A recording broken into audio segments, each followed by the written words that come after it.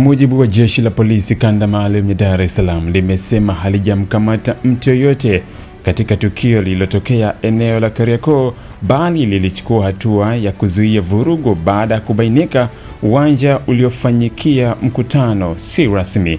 Kupitia taarifa ya habari iliyotolewa na chombo kimoja cha habari kilichomhoji kamanda wa polisi kanda maalum ya Dar es Salaam Muliro Jumanne, amesema watu waliokuwepo katika eneo hilo waliondolewa kwa ajili ya kudhibiti hali ya fujo na msongamano wa watu waliokuwa wakifanya shughuli za biashara, na kwamba hakuna aliyekamatwa wala kushikiliwa. Hii imejiri baada ya taarifa kusambaa kwenye mitandao ya kijamii zikieleza kwa makamu mwenyekiti wa Chadema Bara John Heche amekamatwa na polisi akihutubia Kariakoo.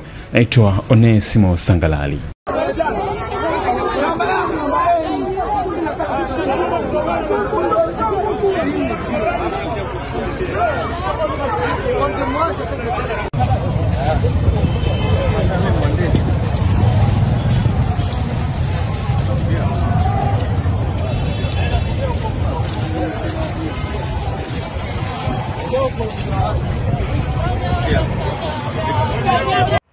Dataflow inakuletea internet ya uhakika, ni salama na huunganisha kwa haraka. Unganisha na watu zaidi ya 30 kwa wakati mmoja. Inakaa na chaji kwa muda mrefu zaidi ya masaa 11. Pata data mtelezo yenye kasi kwa gharama nafuu. Wasiliana nasi.